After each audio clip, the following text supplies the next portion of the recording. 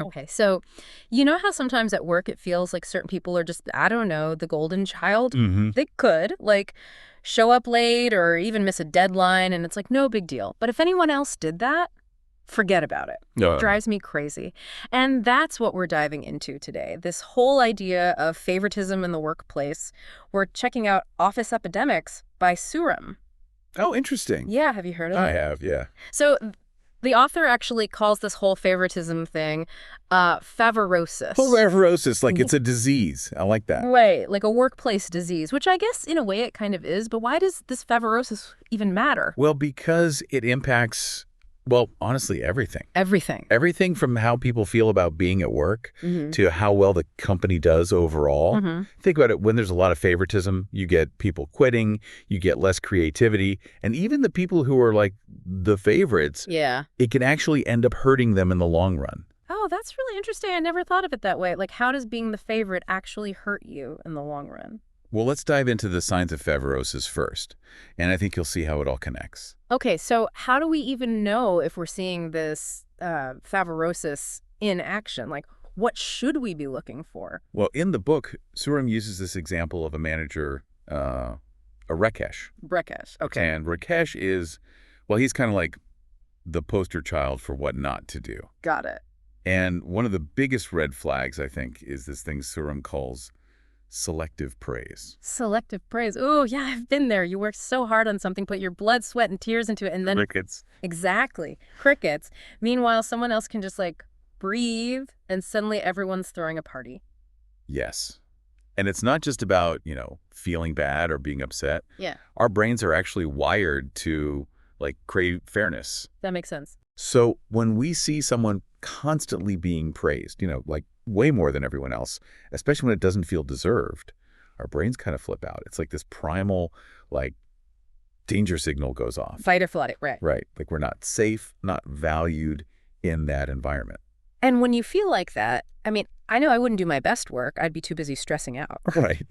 Exactly. And then it just snowballs from there. Because if you think about the opportunities that come up at work, the good projects, the promotions. Yeah. Well, with this Favarosis, those things usually go to, you guessed it, the favorites.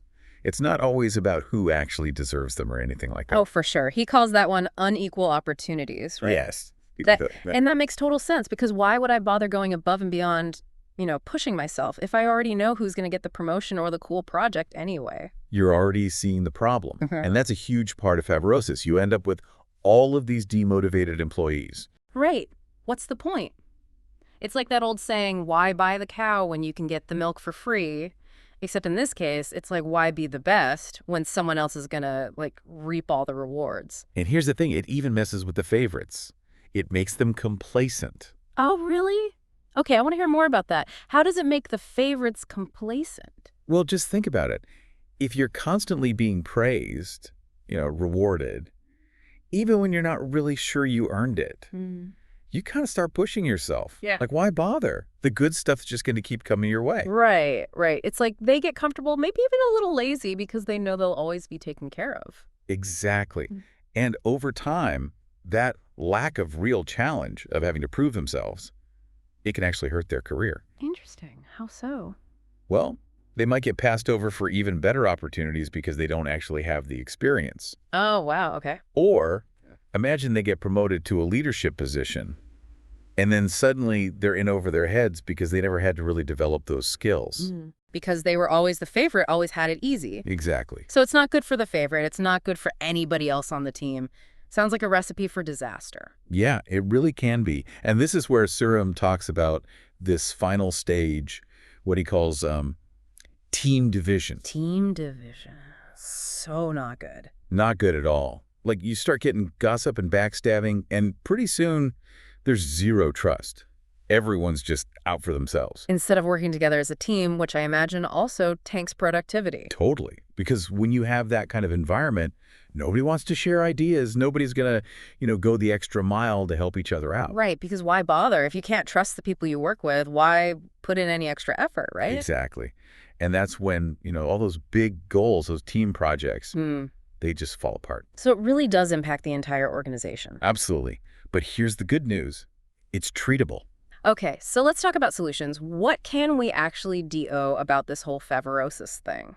Well, Suram starts with this really interesting self-assessment. Like, he has all these thought-provoking questions like, um, do you find yourself praising the same people over and over again? Or have you noticed that some team members just seem like less engaged, less enthusiastic? It's amazing how we don't always see these things in ourselves. Right. It's like we have blind spots when it comes to our own behavior. Exactly. Which is why this self-reflection is so, so important. Because it's not about pointing fingers or blaming anyone. It's about all of us, taking a step back and asking ourselves, like, okay, am I part of the problem here? So it's about creating more self-awareness, basically. Exactly. Okay, so let's say I've done this self-assessment thing, and maybe I'm realizing, yeah, okay, I've got some work to do here. What's the next step? Well, Suram, he actually has a scoring system for the self-assessment. Oh, interesting. So you can see, like, how bad is the Favarosis in your workplace? And he breaks it down into 3 levels. There's perception, problem, and pain. Okay, so perception is like, I think I see some favoritism going on here. Like, it's on your radar, but it's not a huge deal yet. What about problem and pain? Yeah, so problem is when you're starting to see the negative stuff. Yeah. Like, people aren't as motivated. Maybe you're missing deadlines. Maybe there's, some tension on the team. And pain is when it's full-blown chaos. Pretty much, yeah. Like morale's in the toilet, nothing's getting done. And the great thing is Suram provides specific actions you can take for each level. So, like, if you're at perception, maybe it's just about having some honest conversations, clarifying your expectations, and making a conscious effort to be more inclusive. Get ahead of it. Exactly. But what about those more serious cases, the problem and pain levels? Yeah, what do you do when it's already really bad? That's where Suram's FAIR framework comes in. The FAIR framework. Yeah. It's this super practical approach for dealing with favoritism head on. I'm intrigued. Break it down for us. What does FAIR stand for? So F is for focus on inclusivity. A is for assess decisions objectively. I is for increase awareness of bias. And R is for rotate responsibilities. I love it. Okay, so focus on inclusivity. I mean, that one seems pretty self-explanatory. Make sure everyone feels heard, make sure everyone feels valued. But how do you actually do that? It's not like you can just check boxes on a list and suddenly, boom, you've got inclusivity. You're right. It takes real effort. You have to be willing to, examine your own biases. Yeah. But Suram gives some great concrete examples. It could be something as simple as making sure, in meetings, everyone has a chance to speak. Okay. Or when you're making decisions, actively trying to get perspectives from different people. So it's about making that extra effort to make sure everyone has a seat at the table, literally and figuratively. Exactly. Okay, so that's focus on inclusivity. What about assess decisions objectively? So this one is huge, and it's really about taking those gut feelings, Like when you just instinctively want to do something or you have a preference. Well, we have to acknowledge that sometimes those gut feelings, they're based on our own biases, right? For sure. So instead of just going with those initial reactions, you have to create clear criteria. Like, how are you actually making this decision? So instead of giving that awesome project to the person, that I just like working with the most. Which we've all done it, right? Well, totally guilty. But you're saying I should be thinking, okay, who actually has the skill set for this? Right. Or who would benefit the most from this challenge? Right, exactly. And it's not just those big decisions like promotions or projects. It's everything. Really? Yeah, like delegating tasks, giving feedback, even, who gets to go to that conference, right? You have to be asking yourself, am I making this decision because it's actually the best choice based on, who deserves it or who would benefit? Or am I letting my own, unconscious biases creep in? It's like holding yourself accountable. It really is. Okay, so assess decisions objectively. Got it. What about increase awareness of bias? How do we get better at, recognizing those biases in the first place? That's the thing, right? We all have biases. It's just part of being human. Yeah. But I think the first step is just acknowledging that. We can't fix what we don't even realize is there. True. Sturm talks about, things like unconscious bias training, which can be really helpful. And even just paying attention to what you're reading, watching, listening to. Oh, interesting. Are you only ever hearing from people who are just like you? Oh. Or are you exposing yourself to, different perspectives, different experiences, different backgrounds? That makes a lot of sense. Okay, and then the last piece of the FAIR framework, rotate responsibilities.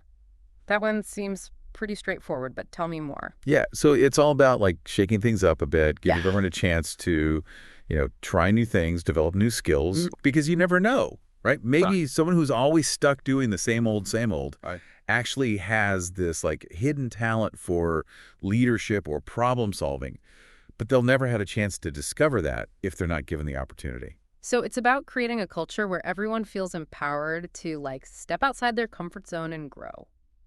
I love that. Okay, so the FAIR framework, it's amazing, it's practical, but I have to imagine it's one thing to like understand it in theory, but actually putting it into practice, For sure. that's a whole other story. Yeah, and Sorum gets that. He actually provides all of these real-world case studies, like examples of how this FAIR approach has actually worked in real workplaces. Okay, so what's one of those case studies? How did this framework play out in a real situation? Okay, so there's this one case study. It's about this team, and the manager, they always gave like the best projects to the same two or three people. Yeah. Classic Favarosis. Yeah. Exactly. And so the other team members, I mean, they're feeling super frustrated, right? Yeah. Because they're like, hello, I'm here. I want to do those projects. I want those opportunities. Hmm. So what did they do? Well, thinking about that, increase awareness of bias, they decided to say something, but they didn't want to be like accusatory or start a fight. Mm. So they each went to the manager individually. Individually, okay. And they were just like, hey, I'm really trying to develop my skills and insert area of coveted project. Are there any ways I could, contribute more in those areas? So instead of saying, hey, you're playing favorites, they're saying, hey, I want to learn and grow. I love that approach. Right. And you know what? It totally worked. It did. Yeah. The manager, to their credit, they were like, oh my gosh, I had no idea. They weren't even aware they were doing it. They weren't. It was just like unconscious. They were Yeah. so used to relying on the same people. But those conversations, it was like this big wake-up call. That is amazing. Yeah. And it made them completely rethink how they were distributing opportunities. It really shows you that sometimes just having those open, honest conversations, it can make such a difference. Totally. And that's, I think, what makes this book so powerful.